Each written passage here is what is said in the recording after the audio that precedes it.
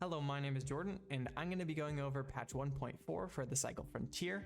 It's a pretty big patch, so grab something to drink and let's get started. All right, so I've put the patch into a Word document just so that I could add a little bit of highlights for things that I thought that were important. I want to condense the patch notes into something that's helpful for you all so that you know what's changed and what important things you can look forward to in this new update. So they start off the patch notes by explaining that the infrastructure that they're going to be putting in place for the gear return is going in this patch. So gear return is not going to be in this patch, but the infrastructure and the code that they're adding so that it can be in the game is going to be added in this patch. So that's a big one. Basically that probably means that in the next update, we'll probably have the gear return. Fingers crossed. I know it'd make a lot of people happy. So the next thing they go into is server issues and compensation. There have been a lot of server issues. I haven't experienced a ton of them myself. I believe I experienced it once where I just got kicked out of the server. I'm not exactly sure if it was a game crash or a server crash, but regardless, everybody will be receiving 150,000 K marks, a scarab, an advocate, a maelstrom, 2 shields, and 1 helmet. I'm not sure why they couldn't do 2 shields and 2 helmets, but I guess you get 1 less helmet. So as long as you've logged in since July 1st, you will receive all these things. On to the big changes. A big one is they improved general fluidity and responsiveness of the heavy melee strike. It's been super buggy. Basically, if you do anything other than just walk slowly while holding your heavy strike, hopefully it's a lot more fluid after this. As well, another big one is it says they tweaked the looting tables for the different creatures of Fortuna 3. Creatures seem to have fairly consistent spawns of different items and things like that. So I'm hoping that maybe this means that some of the more rare items are more available from the creatures. Maybe the Savage Marauder flesh got tweaked a little bit because the Savage Marauder flesh felt more rare than some of the other epic items and things like that that you could get from creatures. So maybe that'll be something that they changed. We'll have to see how it pans out. They also changed a bunch of different recipe costs for the orbital cannon, the laser drill, the oil pump, basically reduced a bunch of costs for making things, which will be interesting to see if that potentially means that we will see more laser drills, more people going to the dungeon since it's cheaper now. I think the end game content is really cool. A lot of people either haven't finished the quest to gain access to these things, or it costs so much that they don't really want to keep on grinding for it, since they may have felt like the cost to rewards from these sort of activities was too high. So I think that's the sort of balancing they're looking at. Another interesting one is that they've increased the faction XP and K-mark rewards of hard jobs by 50%. That's a significant percentage. That's not a little tweak. That's like they made hard jobs way more worth it, which is interesting. It doesn't say anything about reworking the different jobs that maybe don't make sense or are kind of terrible rewards right now, but in general, just a flat 50% increase in K-marks and faction XP. They've also reduced across the board repair costs for all gear except the common gear. So uncommon, rare, epic, exotic, and legendary. Obviously, you can see the exotics were reduced by 75%, epics by 60%, rare by 20%. So what this looks like is they've reverted some of the changes that they made previously after closed beta 2, where they increased the repair costs a lot to make it a lot harder to run expensive gear. So basically this seems like expensive gear is going to be a lot more used because it's not going to cost as much to repair it. So I'm not sure. I think this will mean that a lot more people will be using expensive gear. We'll see a lot more epics and exotic armors. And now a huge issue in the community. Now they've actually reduced the availability of grenades. And I think they're probably wanting to do these changes one step at a time, made the grenades slower to throw, but now they're making it so grenades are harder to get. So you can't buy grenades in the shop anymore, and also you can craft them for 300 K marks, 2 copper wires, and 2 hardened metals, which isn't too hard. The hardened metals are super easy to get. The copper wire, I think, might be a limiting factor for some people, since copper wire is already kind of hard to find, and there's only a couple of places that really spawn a lot of it. So they changed the rarity, and then also they reduced the amount of like free spawning grenades there are on the surface. So here are my thoughts on these grenade changes. I think that currently, with the speed that you can throw grenades, the accuracy, and the fact that if you're in a team of 3, you can have one person shooting, 2 other people throwing grenades.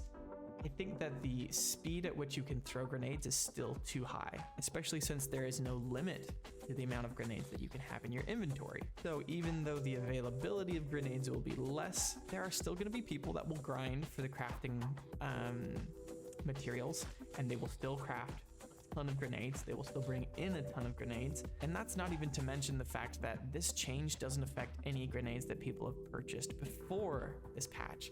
I don't think we'll see how it really affects things for a while. I'm also still not sure if it really fixes the problem with the grenade meta, and that is that you can throw too many of them too quickly, and you can hold as many as you want, because basically when you run into the game before you kill anybody, your bag is empty. You can put a ton of grenades in there.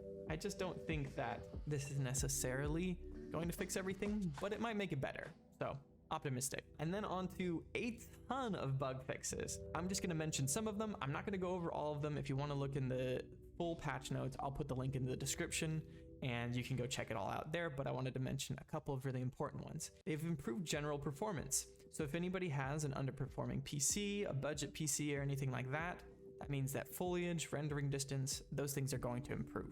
Excellent. There's a note in here about research in your private quarters not taking longer than indicated anymore.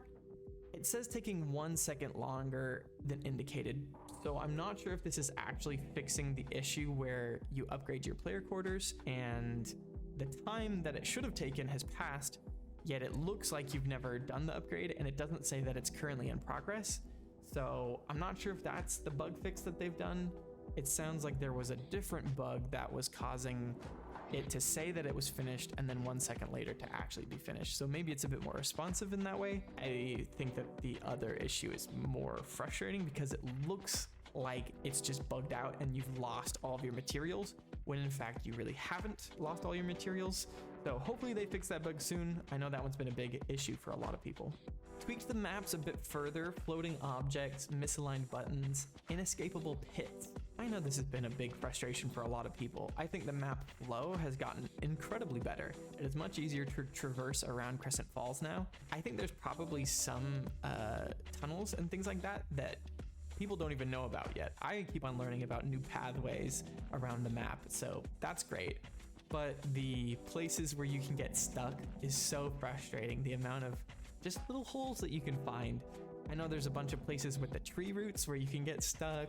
It's a big issue. So hopefully this means that they've made a lot of those places a lot harder to get stuck in. Another one that I really am excited to see is the Marauders teleporting around and dealing damage way out of their reach. Apparently they've fixed more issues with that, or attacking opponents while turning their backs on them. Getting attacked by a Jeff that's not even looking at you feels bad, so hopefully things are a lot better now. This is another one where I'm not sure if they're actually patching what I think they're patching, but they say that you should now properly see the outlines of your squad mates while on the surface. Now, I know that there's something that happens sometimes when potentially you tab out a lot of times, when somebody completely loses the outline around them, and they just show up as a green dot on the minimap. Hopefully that is the issue that is they're talking about in this bug fix. So fingers crossed. Another big one, fixed an issue where backpacks couldn't be removed to the stash despite your stash not being full. So basically, if you had any sort of backpack on, you couldn't remove that backpack and have no backpack. So hopefully this means that you can go in without a bag if you previously had a bag on. It doesn't force you to buy a white bag essentially now. And then another important one, changed a couple of spawning points for drop pods so that you don't spawn next to creatures. I've seen some videos, I personally haven't experienced it, but hopefully that means that they've taken a look at the spawn points for the drop pods. I know there's probably still a couple of issues with drop pod spawn locations being too close to other spawns. I know there's one down by Geothermal Plant on Crescent Falls where basically you can see the other drop pods as they're landing. Hopefully they'll maybe add a little bit more, as they've done in the past, where they've added some rocks or something that breaks line of sight so that you can't just spawn looking at another person's drop pod landing. So a lot of really cool updates. I think a lot of these things are going to be things that people really wanted. I know that some of the big ticket items like gear return aren't in this patch, but I think it's a really good step in the right direction. And game development takes time. I know that there's a lot of people really upset right now about cheaters, and Keep in mind that this patch did include a huge update to the anti-cheat as well, so hopefully we should feel that effect in the lack of cheaters that we see in the next couple weeks. I think it's a good step in the right direction, and I'm very confident that the gear return will enter the game at some point soon. I'm being patient. I hope you all are being patient too. I love this game. I'm excited to see where it's going in the future, and I'm excited for season 2. That should be coming in just under a month. If you have any ideas or comments or questions about anything about this patch, throw it down in the comments below. If you've been missing content from me, I will be making patch note videos at the very least from now on. My life's been super crazy recently, so I'm just trying to hold on, and do as much as I can. So thank you all for sticking around with me. And if you stuck around to the end of this video and you like looking at my face and hearing what I have to say, then feel free to subscribe to the channel. I would really love to get to 1,000 subs. I love you all. Take care, and I will see you all in the next one. Peace out.